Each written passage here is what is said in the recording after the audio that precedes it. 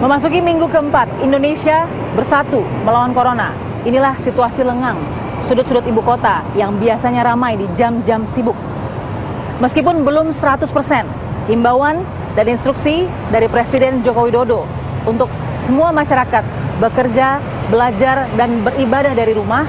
Namun pesan ini adalah satu-satunya yang harus dijalankan dan tetap diinstruksikan oleh pemerintah pusat. Bagaimana langkah jitu pemerintah di 1 bulan pertama pasca masuknya virus corona ke Indonesia? Dan bagaimana pula masyarakat mengikuti instruksi dan imbauan pemerintah sejauh ini? Saksikan dalam Fakta episode kali ini bersama saya, Balkis Manisang. Saya sedang berada di kantor BNPB dan kita lihat ini adalah salah satu yang dilakukan oleh BNPB, selalu memberikan perkembangan terbaru day by day atau hari per hari.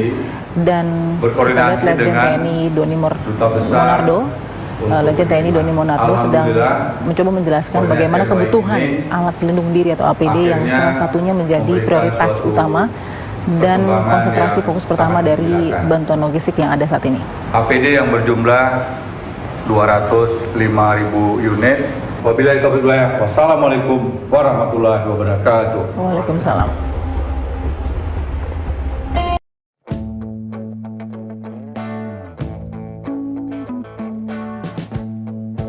Di luar rumah atau di luar ruangan. Yes. Di dalam ruangan juga tetap jaga jarak. Tetap jaga jarak 1 meter nih. Nggak biasa dekat ya. Oke, baik. Apa kabar Pak Doni? Alhamdulillah kabar baik. Kita sudah bersama dengan Legend TNI Doni Monardo, Kepala BNPB. Pak, kita sudah sangat familiar dengan Bapak sejak 9 Januari 2019 mengepalai BNPB yang kemudian setahun berikutnya ini yang terjadi ya Pak ya. Bapak pun jadi kepala gugus tugas ya, ketua gugus tugas dari penanganan wabah COVID-19 baru di hari ke-12 pasca positif pertama, kasus positif pertama, kurang lebih ya Pak ya? Iya. Boleh Pak, mungkin saya mau tahu dulu suasana kebatinan atau psikologisnya Bapak juga di BNPB seperti apa Pak sekarang? Secara psikologis ini sebuah kehormatan menjadi kepala gugus tugas untuk menghadapi bencana non alam. Oke. Dan ini adalah perang menghadapi wabah corona. Tidak ada satupun negara yang betul-betul sangat siap menghadapi ini. Boleh dikatakan menghadapi musuh yang tidak kelihatan. Dan ini adalah perang dari sebuah ancaman. Yang paling menjadi tantangan Pak, apakah sumber daya atau resource dari material-material yang kita butuhkan atau sebenarnya integrasi orang-orang tadi, karena kan ini menyangkut banyak lapisan ya dan juga sektor begitu. Tantangan ada saja ya, tetapi melihat semangat yang ada saat ini di mana kita semuanya sadar bahwa tanpa bersatu, tanpa memiliki sebuah semangat untuk memberikan yang terbaik kepada bangsa, kepada negara, dan sekarang ini kita akan menghadapi ancaman yang nyata, ya maka mungkin akan sulit. Ya, jadi kita sekarang ini harus optimis bahwa seberat apapun tantangan yang kita hadapi, kita insya Allah bisa menyelesaikannya. Penyebaran informasi Pak yang luar biasa, lalu lintasnya kan tinggi, intensitasnya juga kencang begitu ya. Kita lihat di lini masa begitu ya. Ini kan orang memang banyak dukungan, pasti memberikan dukungan untuk kemudian bersatu melawan corona. Tapi tidak sedikit juga Pak yang juga terus memberikan omongan miring begitu ya, bahwa kita tuh Indonesia tidak siap, meskipun kita bukan satu-satu negara yang terlihat siap melawan lawan yang tidak terlihat ini tadi kata Pak Doni. Ya awalnya ada pengaruh ya, karena bagaimanapun juga banyak keluarga juga yang mungkin merasa kehilangan ya. Tetapi dengan dukungan begitu banyak pihak sekarang, saya rasa ya kita semua harus optimis ya. Dalam menghadapi ini juga tidak ada satupun negara yang betul-betul siap.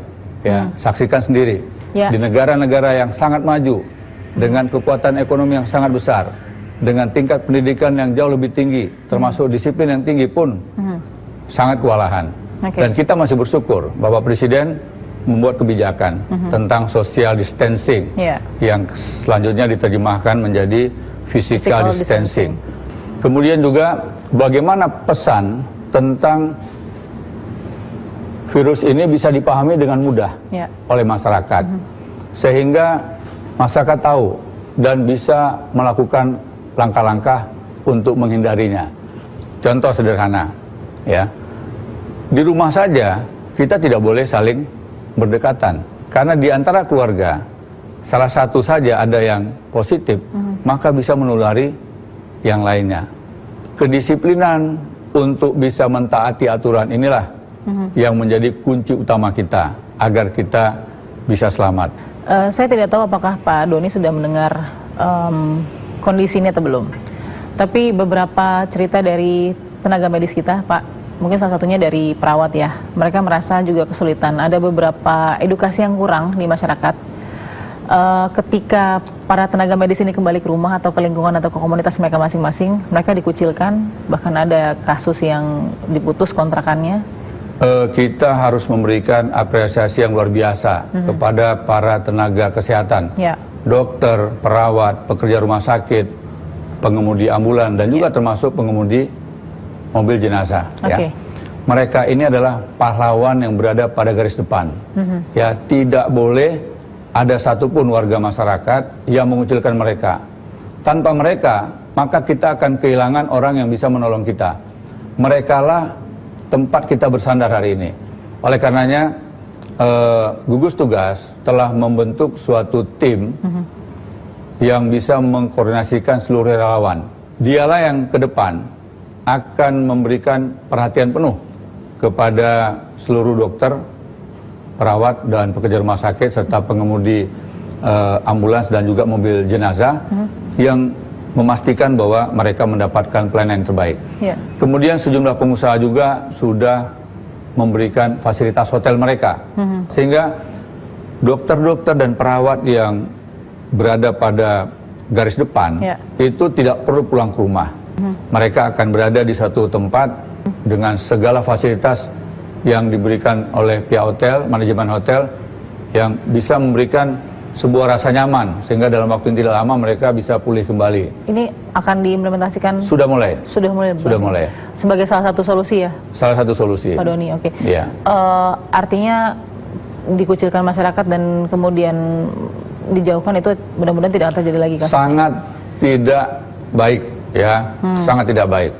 Karena dalam kondisi seperti sekarang ini, tidak ada satupun orang yang kiranya betul-betul terbebas ya dari potensi terpapar virus. Obat belum ada. Obat belum ada. Kemudian juga vaksinnya juga belum ada. Vaksin masih menunggu 1,5 tahun kurang lebih. Ya, 3 hari yang lalu atas kesehatan dari salah satu negara berkunjung kemari. Dan saya tanya juga kepada mereka, mereka sendiri tidak tahu kapan ini akan berakhir. Ya, saya bilang kira-kira berapa bulan. Mereka bilang bisa 6 bulan, bisa 9, bahkan bisa lebih. Oleh karenanya, ketahanan nasional kita ini harus kuat. Dan kita semua harus bersatu. Ini adalah perang sekarang. Harus ada panglima. Panglima perangnya siapa? Kepala negara. Ya, oleh karenanya, dibutuhkan suatu kepatuhan, dibutuhkan suatu ketaatan untuk mengikuti komando panglima tertinggi, panglima perang di sini. Perang menghadapi ancaman virus yang sangat berbahaya. Saya ada 2 pertanyaan terakhir Pak Doni. Pertama, dengan kondisi seperti ini, tadi Pak Doni gambarkan pahlawan kita di garda terdepan kan yang paling diprioritaskan dan posisinya paling kritis. Nah, untuk Pak Doni saat ini, apakah jika ada pihak-pihak dari manapun yang ingin memberikan bantuan alat pelindung dirinya, itu serta-merta bisa diterima dan digunakan, atau juga harus tetap difilter? Ya, boleh. Ya, sudah mulai ada bantuan baik dari luar maupun dari dalam negeri. Kami menampung semua bantuan tentunya dengan kriteria yang sudah dibuat oleh tim pakar. Ya, saya tidak mau mereka ini mendapatkan ya barang-barang kelas 2. Jadi mulai dari ujung kaki sampai dengan ujung rambut harus kita pastikan betul-betul aman buat mereka. Karena apa? Ini seperti kita menghadapi peperangan yang sesungguhnya, dan mereka-mereka ini siap mengorbankan jiwa raganya demi nyawa orang lain. Ya, jadi kalau ada di antara masyarakat yang katakanlah mengucilkan, itu suatu kesalahan, dan itu menurut saya itu juga hal yang kurang baik sebagai seorang warga negara. Yang terakhir Pak, kita akan menghadapi rapid test. Memang semua diprioritaskan kepada mereka yang langsung kontak. Masalah rapid test sepenuhnya secara teknis ya oleh jajaran dari Kementerian Kesehatan, ya, Dinas Kesehatan di provinsi, kabupaten, kota. Kita tidak perlu harus melakukan ikut serta dalam proses rapid test ini, kalau kita tidak menunjukkan gejala apapun, kita tidak batuk, kita tidak pilek, kita tidak demam, kita tidak radang tenggorokan, ya sebagaimana yang sudah kita ketahui selama ini. Kita yang datang dengan punya penyakit penyerta, itu dengan mudah terpapar. Jadi harusnya kita ini selamat aman, hanya gara-gara ingin ikut rapid test, akhirnya terpapar. Dan ini kan memiliki risiko yang luar biasa. Pemetaan itu ada di Kementerian Kesehatan setempat? Pemetaan itu sudah ada di daerah. Di daerah masing-masing. Jadi dinas kesehatannya kan sudah tahu, ya siapa yang positif. Penyebaran ya? Penyebarannya, ya. Nah sehingga para pimpinan di daerah, ya.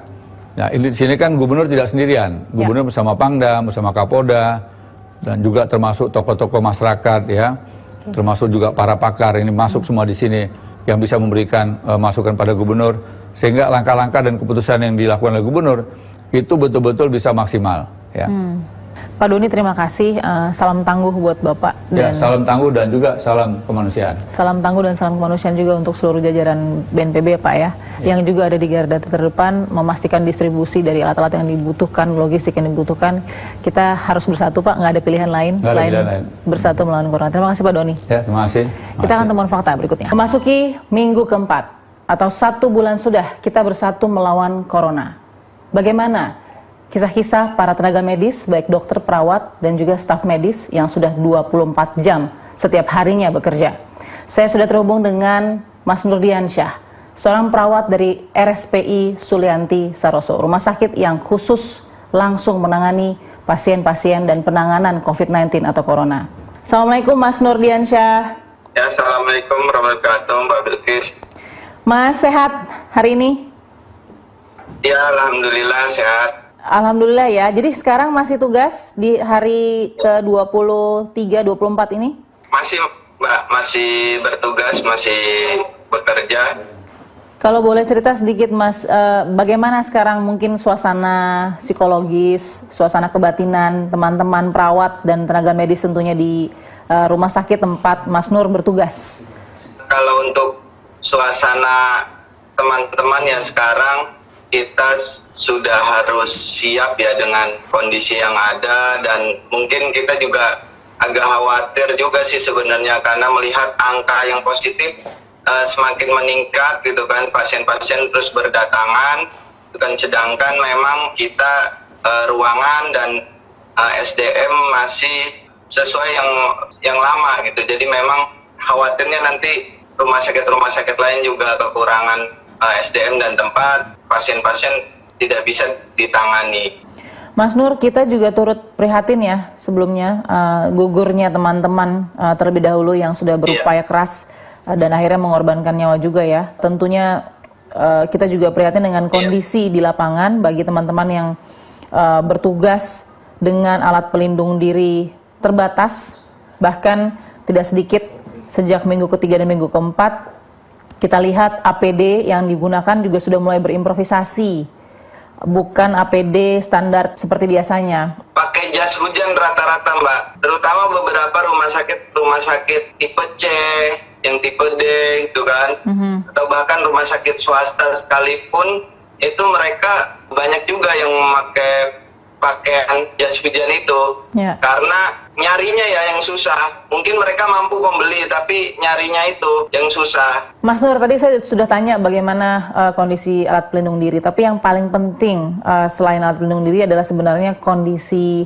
psikologis dari teman-teman. Meskipun sudah bersertifikat dan sudah punya kemampuan dan keilmuan yang matang untuk menangani situasi seperti ini, tapi kita tahu ketika harus secara intens 24 jam melihat kondisi yang sangat dinamis, bagaimana sebenarnya teman-teman ini menjaga stamina dan paling tidak kestabilan mental teman-teman begitu di rumah sakit, Mas Nur? Kalau kita di RSP itu teman-teman di rumah sakit saya yang tempat saya bekerja itu alhamdulillah donasi terus berdatangan gitu kan. Ini yang menjadi penyemangat juga sebenarnya secara fisik. Nah cuma memang yang sedih ini masyarakat sekitar sih, yang memang ada teman-teman yang sampai beritanya itu kan diusir dari kontrakan, terus yang ada anaknya main ke anak tetangga itu dijauhin kayak gitu karena orang tuanya perawat di salah satu rumah sakit yang menangani COVID. Kenapa bisa itu terjadi? Boleh diceritakan dulu.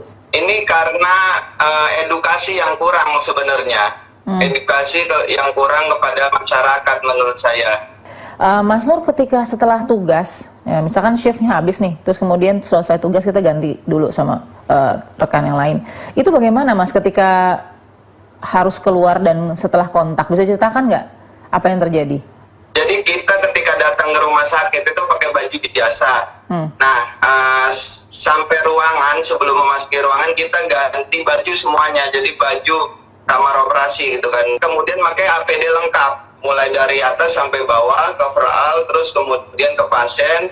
Habis dari pasien kita itunya dilepas semua, mandi dengan menggunakan cairan yang memang sudah standarisasi gitu kan. Terus kemudian baru kita pakai baju yang baru lagi. Apakah manajemen juga melindungi tenaga medis dengan cara memastikan standar satu alat pelindung bagi perawat untuk menangani satu pasien? Kalau di kami, semua pasien PDP itu kami sudah menganggap itu mereka positif. Sampai dengan keluar hasil negatif baru kita perlakukan dia seperti biasa. Setiap ke pasien harus ganti pakaian. Ganti pakaian atau ganti APD atau ganti pakaian, Mas? Ganti APD, APD terluarnya. Itu standar yang sudah diharuskan ya oleh semua rumah sakit ya? Iya. Oke. Iya, betul. Mas Nur, sudah berapa banyak pasien COVID-19 yang Mas Nur tangani sejauh ini? Sudah hari ke-22, 23, mohon maaf. Ya. 20-an ya. Hampir. Karena sebelumnya saya di ruangan bawah itu yang isolasi yang sudah lama, terus sekarang saya di ruangan isolasi yang tambahan. Wow, hampir 20 pasien yang kontak langsung ya dengan Mas Nur ya? Kalau yang kontak langsung kita kan dibagi dua, satu kali dinas. Itu ya karena ganti-gantian ya. Jadi ganti-gantian kamar sebenarnya. Satu perawat dua pasien. Satu perawat dua pasien di RSPI Sulianti Saroso ya. Nah, Mas Nur kan pegang sudah puluhan pasien, ibaratnya begitu ya, menangani puluhan pasien COVID-19.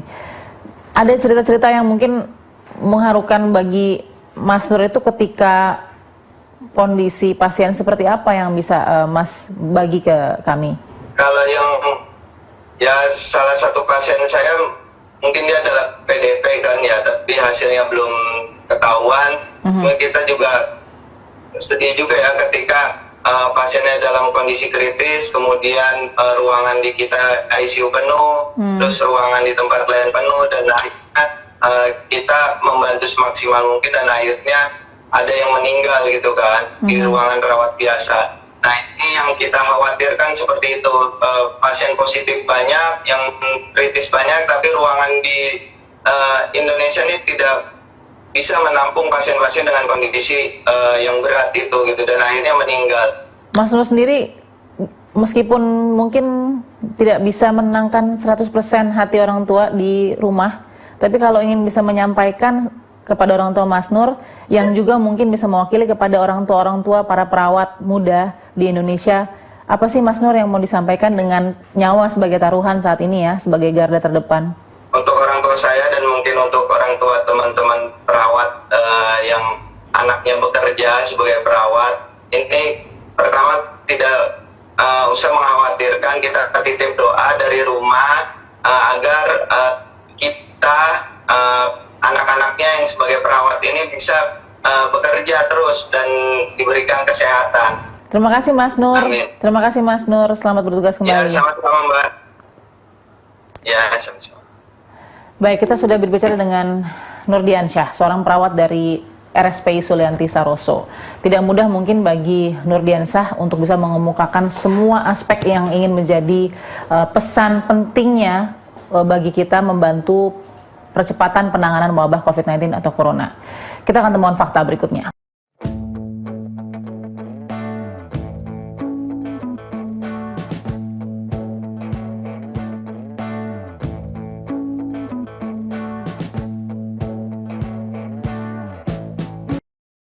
Saya sudah bersama dengan Ahmad Utomo, seorang peneliti biomolekuler dan juga anggota dari Young Scientist Forum. Apa kabar Pak Ahmad? Baik, alhamdulillah. Alhamdulillah, baik. Kita masih physical distancing ya? Oh, harus, wajib. Oke, wajib mendingin. Tapi saya langsung saja, bagaimana sebenarnya pemetaan kita dalam melakukan tes? Nah, yang dilakukan dan dipilih pemerintah saat ini adalah rapid test. Seperti apa Pak Ahmad? Ya, jadi rapid test ini adalah tes yang untuk mendeteksi apa?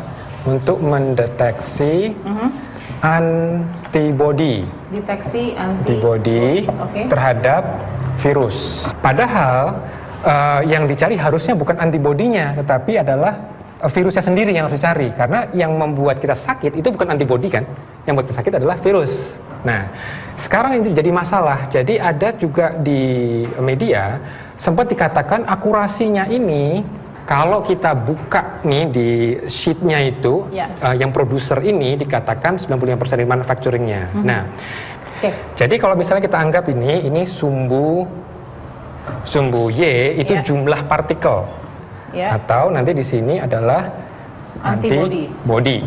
Oke, nah jadi kalau misalnya kita ada orang terpapar di waktu 0, kalau pada hari kelima misalnya, apa yang terjadi? Virus partikelnya tinggi. Apa yang terjadi pada antibody? Antibody masih di sini.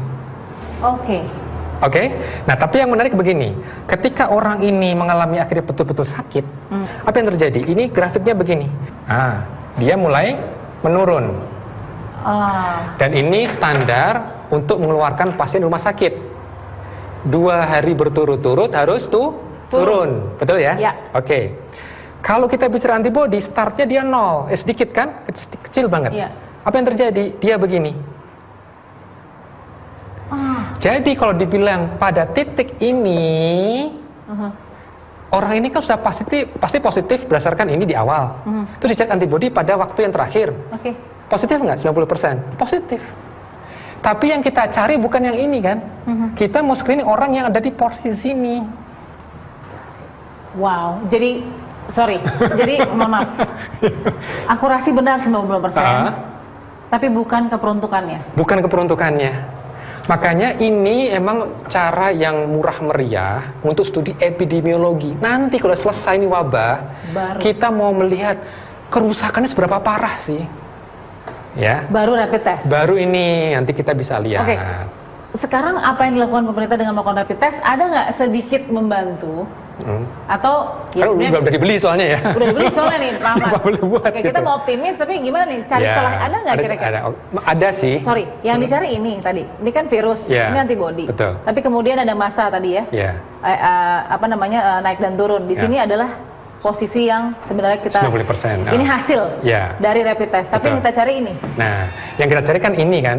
Nah, berarti sekarang kita berharap untuk mencari area yang sini. Wow. Mohon maaf nih Pak Ahmad, di sini bagaimana keakurasiannya? Nah, kalau di sini keakurasiannya ini menarik. Kit yang dipakai pemerintah saat ini sampai sekarang belum ada data untuk mencari di sini maupun di sini. Mereka pasti punya ini, tapi nggak punya di sini sama di sini. Karena kalau misalnya yang ada di sekitar di luar ini ya, itu false negatif itu bisa mencapai 70%. Kira-kira bisa diselamatkan nggak nih 500.000 rapid test yang sudah diorder? Test kit yang sudah distribusi. Mungkin pertama yang bisa kita pertimbangkan, tapi sekali lagi harusnya nanti memang bagian penelitian juga. Jadi Indonesia ini menarik. Indonesia ini melakukan penelitian yang skalanya besar karena menggunakan ini yang belum pernah dipakai di dunia. Dunia pakainya ini, kita pakainya ini. Tapi untuk menyelesaikan dan memutus mata rantai COVID-19 harus ini? Tetap ini, tidak boleh tinggalkan. Oke, kita kalau geser ke tes yang seharusnya seperti apa? Nah, kalau tes yang seharusnya ini namanya apa sih panjangannya? Ini namanya polymerase chain reaction. R, XN, Jadi menggandakan materi genetik. Jadi kita ada virus yang jumlahnya sangat kecil yang harus kita perbanyak. Nah, masalahnya kenapa kok kita cepat berpikir ke sini intinya memang benar, kita harus yang rapid. Tapi bukan rapid pakai teknologi deteksi antibody, tetapi bagaimana kita bisa mempercepat proses ini PCR-nya itu sendiri. Jadi harusnya, mohon maaf, berarti harusnya rapid test on PCR test. Yes. Ini yang kita lihat di beberapa bagian dunia yang mengambil swab cairan pernapasan mulai dari rongga mulut, rongga hidung. Yes. Itu yang dilakukan di Korea. Korsel ya? Di Korea Selatan supaya efektif, efisien dan berhasil. Mereka itu setingat saya terakhir itu at least minimal 250.000 tes. Wow. Dan terlihat angka kematiannya kecil persentasenya dan mulai melandai sekarang. Simple, Mbak. Kuncinya semakin cepat kita mendapatkan data ini, semakin cepat kita isolir individu itu, jangan sampai mereka keluar menular yang lain. Jadi kuncinya adalah ini, bagaimana mempercepat PCR. Yes. Kuncinya di situ. Ini harganya berapa kali ini nih, Pak Ahmad? Kalau mengenai harga, memang kalau kita beli yang komersil, yang sudah komersil, yang sudah kit, yang ready to use, itu memang kalau pengalaman kami, hitungannya masih sekitar bisa 500.000 sampai 1 juta rupiah. Per tes. Dibanding dengan rapid test. Karena kalau ini kan mungkin puluhan ribu. Ini seperti kayak tes diabetes, murah 10 sekali. 10 kali lipat lebih mahal. Betul. Tapi lebih akurat. Tapi lebih akurat, dan seandainya ilmuwan dilibatkan sejak awal, itu kita mungkin bisa rakit sendiri. Loh, tingkat akurasinya? Oh, sama. Kualitas sama juga? Sama. Di Indonesia itu nggak pernah kekurangan orang pintar, Mbak. Satu lagi, mungkin PCR, kalau rapid test kan bisa dilakukannya mobile. Mobilitasnya mudah. Ya, betul. Itu. Tapi kalau PCR test bisa nggak rapid test kayak nggak bisa? Ya, tetap harus di rumah sakit. Betul. Ini harus di rumah sakit atau di laboratorium. Masalah kita lagi terbatas. Mesin PCR-nya selama 2 bulan pertama siapa yang mengerjakan? Hanya 1 laboratorium kan? Laboratorium pemerintah, ya kan, dari di Litbangkes. Bahkan lab lain tidak dilibatkan. Di Jakarta saja perkiraan saya itu namanya mesin PCR itu nggak cuma 1. Eijkman punya, ya kan, kampus-kampus swasta, kampus negeri. Pertanyaan saya cukup nggak untuk tes 250.000 tes langsung seperti Korsel? Harusnya bisa. Perkiraan saya kalau kita mobilisasi semua aset kita di Jakarta saja, itu seminggu kita bisa 10.000 tes. Gitu. Baik, dengan kondisi seperti itu, katakan sekarang masih rapid test, kita berdoa ada PCR test. Bagaimana dengan karantina? Mungkin Pak Ahmad bisa jelaskan. Ya, karantina itu kalau kalau kita lihat dari Undang-Undang Nomor 6 ya 2018. Undang-Undang Nomor 6 tahun 2018. Ya. Itu tidak ada kata lockdown sebetulnya. Tuh, yang ada adalah karantina. Nah, ini macam-macam. Bisa karantina di rumah, ya kan? Rumah sakit, RS ya kan? Dan wilayah. Gitu, wilayah. Nah, wilayah ini diartikan lockdown. Untuk konteks Indonesia, kita nggak bisa milih. Sekarang ini justru kita dalam posisi harus dua-duanya. Kita nih ada halaman penuh anak-anak sekolah berlari-lari. Tapi kita tahu ada yang positif. Mereka harus berhenti di tempat. Lalu kita masuk untuk ngetes. Itu kuncinya adalah supaya kita bisa masuk melakukan ini. Karena kalau tidak, kita ikut berlari-lari bersama mereka. Dan itu nggak akan efektif. Sekarang terakhir Pak Ahmad. Fokus dari Pak Ahmad yang dilihat di sini, kita punya rapid test. Hasilnya mungkin sedang dikolek ya, sedang dikumpulkan. Oh, tapi satu hal Mbak yang harus pasti. Jangan sampai positif di rapid test dicampurkan ke data nasional. Data nasional kita itu berdasarkan ini. Ada jumlahnya 893 yang terkonfirmasi positif, 78 meninggal dan 35 sembuh. Betul. Artinya dengan posisi ini seperti apa tadi hasil positif? Berarti 895 positif terkonfirmasi tadi itu hasil dari ini, dari PCR test. Jadi nanti kalau ada yang positif dari ini kan baru dilakukan sekitar seminggu yang lalu nih kira-kira, ya kan? Jangan dimasukkan ke sini, kecuali dikonfirmasi lagi pakai ini, karena nanti membingungkan. Ini bahaya sekali. Bisa double data? Iya, dan maknanya beda. Kalau ini kan ini kan positif berdasarkan antibody, sementara ini positif berdasarkan virus. Baik, terbayang betapa kompleksnya untuk mendapatkan angka terdekat dengan akurasi. Kenapa? Karena bahkan dari tes rapid test yang menggunakan sampel darah saja, kita mengejar 30% hasil paling tidak yang bisa untuk kemudian rujukan melakukan PCR test, bahkan sampai ke proses karantina. Ada satu pesan yang penting nggak Pak Ahmad memasuki bulan kedua kita menghadapi virus corona ini? Ya, jadi begini Mbak Balkis, kalau kami boleh menyampaikan saran juga ya. Ya, silakan. Masalah ini masalah bangsa. Kita harus bersama-sama, ya. Kalaupun ada perbedaan pendapat ini kesampingkan dulu, dan kita lihat ini bangsa mulai bergerak. Ya, terlepas dari kelambanan di awal, tapi sekarang kita perlu kerjasama dari semua pihak. Bagaimana bisa berjalan dengan cepat. Ya, jadi pastikan karantina ini, bagaimanapun nanti secara politik diterjemahkan, mudik misalnya yang paling sederhana. Betul-betul kami harapkan tolong jangan mudik sebisa mungkin. Orang itu lebih suka diancam atau lebih suka dipersuasi. Saya lebih suka dipersuasi. Tapi kalau tidak bisa membantu dipersuasi? Nah, ini emang disayangkan sih. Saya sih tidak berharap harus ada TNI yang berjaga dengan senjata lengkap. Itu saya berusaha tidak ke arah sana. Tapi kalau masyarakat bisa paham, mudah-mudahan mereka saling menguatkan. Karena kita perlu kebersamaan. Jangan sampai ada tetangga kita karena lockdown, mereka melalui malam dengan perut lapar. Ini sebagai komunitas kita juga saling menjaga. Ya, memang ini tanggung jawab pemerintah karena menurut undang-undang tanggung jawab pemerintah. Tapi kalau misalnya pemerintah sudah melakukan ini, kita tidak bisa mengatakan pemerintah harus sediakan. Kalau kita punya beras, kita punya nasi, ayo kita berbagi. Ya, ini penting sekali untuk kita semua, gitu. Dan biarkan nanti tim dari ilmuwan, tim dari aparat, dari birokrat betul-betul memikirkan juga supaya bagaimana juga bisa berjalan dengan cepat. Peneliti biomolekuler Pak Ahmad Utomo ya, terima kasih Pak Ahmad sudah berbagi ilmunya. Dan mudah-mudahan ini bisa didengar. Mudah-mudahan juga banyak saintis yang diajak berbincang juga dengan tim penanganan percepatan wabah COVID-19. Kita mau juga ini.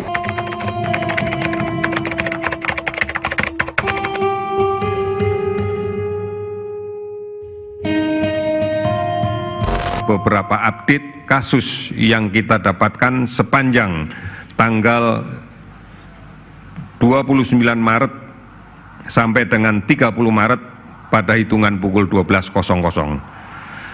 Yang pertama adalah penambahan konfirmasi kasus positif sebanyak 129 orang, sehingga total kasus sekarang menjadi 1.414 kasus. Ada penambahan kasus sembuh 11 orang, sehingga total yang sembuh sebanyak 75 orang.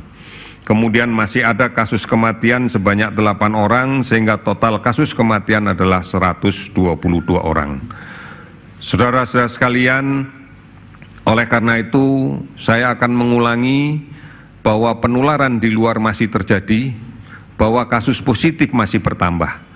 Oleh karena itu saya mengingatkan sekali lagi, jaga jarak, jangan berdekatan, hindari tempat-tempat berkumpul yang padat, cuci tangan pakai sabun, hindari menyentuh wajah, dan manakala ada yang sakit, patuhi betul etika manakala kita batuk, manakala kita bersin.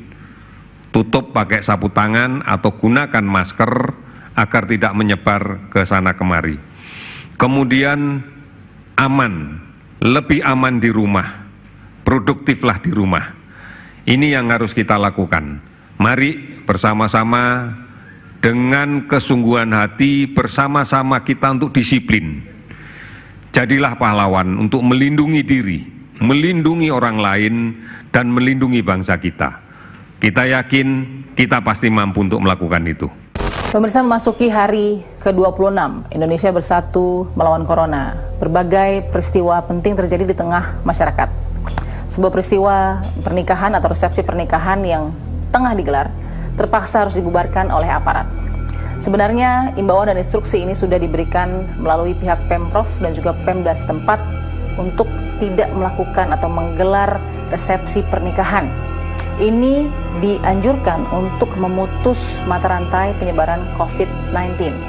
Namun sayangnya beberapa pihak dari warga masyarakat tetap menjalankan upacara atau prosesi resepsi pernikahan sehingga terpaksa harus dibubarkan oleh aparat untuk alasan keamanan. Selain itu, tempat pemancingan yang biasanya beraktivitas ini juga diamankan oleh pihak aparat. Beberapa yang masih melakukan aktivitas memancing dalam tempat pemancingan harus dibubarkan karena berpotensi untuk melakukan kontak secara langsung dengan orang-orang yang tidak diketahui status kesehatannya saat itu. Ini terjadi di beberapa tempat pemancingan di ibu kota dan kota-kota lain, sehingga juga membuat efek jera bagi komunitas-komunitas lain yang membuat atau melakukan aktivitas di ruang-ruang terbuka. Meskipun Satgas COVID-19 sudah melakukan penyemprotan di jalan maupun pemukiman untuk memutus mata rantai virus corona ini, namun masyarakat juga mempunyai kesadaran untuk melakukan penyemprotan ini secara mandiri. Ini dilakukan karena masyarakat ingin berperan aktif dan cepat untuk juga melakukan penyemprotan disinfektan di beberapa titik penyebaran COVID-19. Assalamualaikum. Salam. Halo Ibu Ita. Hai. Apa kabar Ibu? Alhamdulillah baik, Mbak. Aduh, luar biasa. Ini adalah Ketua Koordinator Bantuan Logistik ya Bu ya? Iya. Dari Mercy. Iya. Ibu pertama sehat ya Bu ya?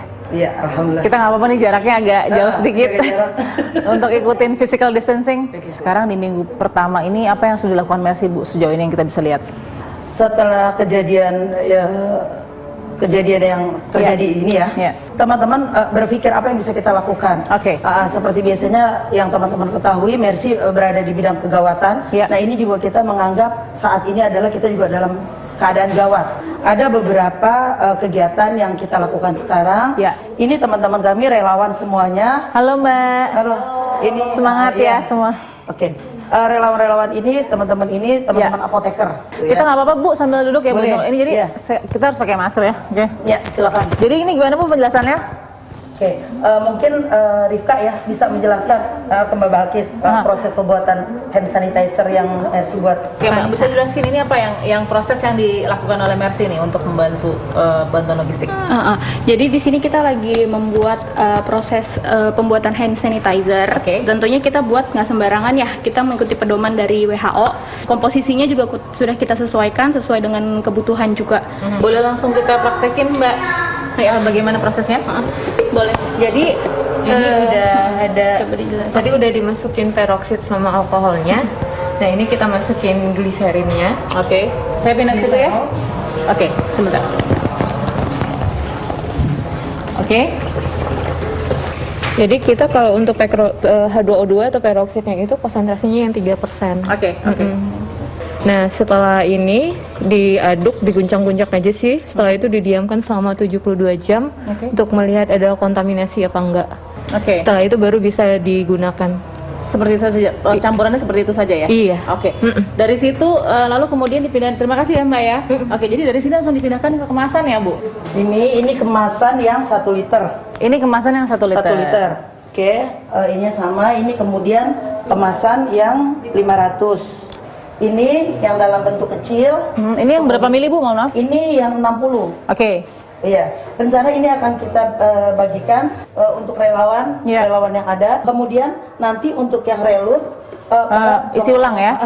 Untuk isi ulang, teman-teman kemudian mungkin yang driver ojol yang datang ke sini. Ojek online bisa ambil di sini. Bisa. Kalau mereka relut ya, artinya mereka nggak bisa habis gini, tapi mereka isi ulang. punyanya udah habis, nanti bisa isi ulang. Jadi botol-botol yang sudah beredar jangan dibuang gitu ya Bu. Seperti ini ya Bu, yang sebelah kanan mungkin. Sekarang kemasan ini di pasaran mungkin teman-teman kemarin saya baru dapat satunya kemasan kosong 20.000 dijual.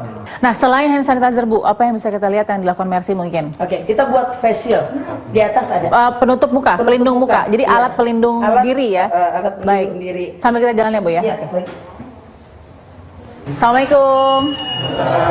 Jadi ini ada pembuatan pelindung muka ya, pelindung wajah ya. Oke. Ibu terima kasih. Mudah-mudahan teman-teman Mercy dengan tugas mulianya sampai hari ini dan seterusnya menjadi ladang amal juga Bu. Nah, dan ini mudah-mudahan satu ikhtiar kecil nih, bantuan yang mungkin dilihatnya kecil ya, tapi kalau kita lakukan bersama-sama bisa membantu apa yang mungkin menjadi teriakan bagi para tenaga medis saat ini yang kesulitan alat pelindung diri.